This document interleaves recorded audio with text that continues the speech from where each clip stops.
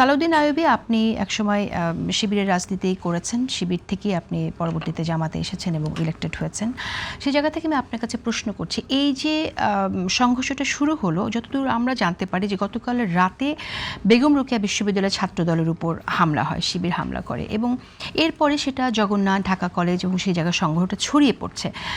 একটি মেসেজ আমি দেখেছি, পোস্ট আমি দেখেছি, যেটা খুবই আমি অবাক হয়েছি পোস্টটা দেখে, সেই জন্য আমি শেয়ার করছি। সেটা হচ্ছে আপনাদের ঢাকার যে 17 প্রতিদ্বন্দ্বী যিনি করেছেন আপনাদের জামাত নেতা ডক্টর খালিদুজ্জামান, তিনি একটি কথা বলেছেন। তিনি বলেছেন, রোকেয়া বিশ্ববিদ্যালয়ের মতো সারা দেশের স্বাধীনতা সার্বভৌমত্ব রক্ষার দায়িত্ব শিবিরকেই নিতে হবে, প্রস্তুত হও হে নওজোয়ান। রোকেয়াতে আমরা জানি ছাত্রদলের উপর হামলা হয়, তাদেরকে বের করে দেওয়ার একটা চেষ্টা চলে, এবং সেটাকে আপনারা বিজয় হিসেবে নিয়ে সারা দেশে আপনারা সেই জিনিসটাই করতে চান। এটার মধ্যে থেকে আসলে সংঘর্ষ উস্কে দেওয়া হলো কিনা?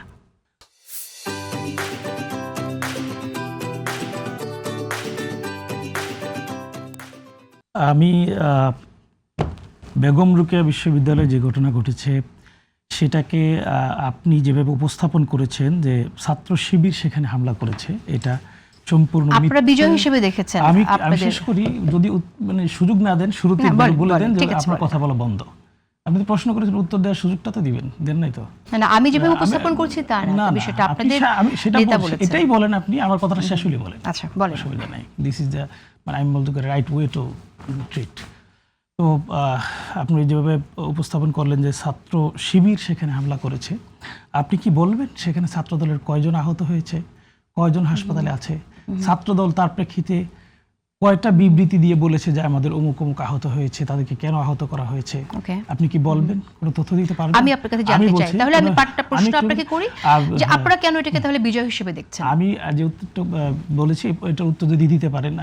আমি আপনাকে আপনার কাছে প্রশ্ন করছি, আপনি তথ্য দেন যে আপনারা যদি এখানে বলতে চান যে আপনাদের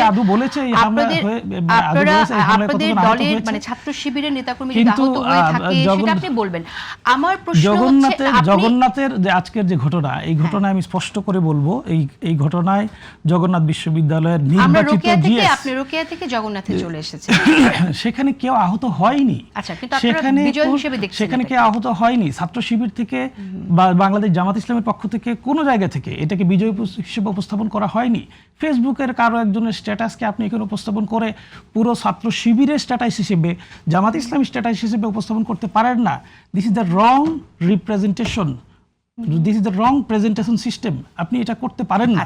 আপনি এই জায়গায় আমি বলবো আপনি মিস ইন্টারপ্রেট করছেন, আপনি আরো বেশি উস্কে দেওয়ার জন্য ভূমিকা পালন করছেন। ওকে, তাহলে আমাকে একটু কথা বলেন যে আপনাদের জামাতের নেতা যিনি ঢাকা 17-র মতো আসনে তিনি প্রতিদ্বন্দ্বিতা করেছেন, আপনি তাহলে তার মেসেজটাকে আপনি ডিনাই করছেন? নিঃসন্দেহে ডিনাই করছেন। আচ্ছা, তাহলে তার মেসেজটা দলীয় মেসেজ না? অবশ্যই না। তিনি আপনাদের দলীয় কেউ না?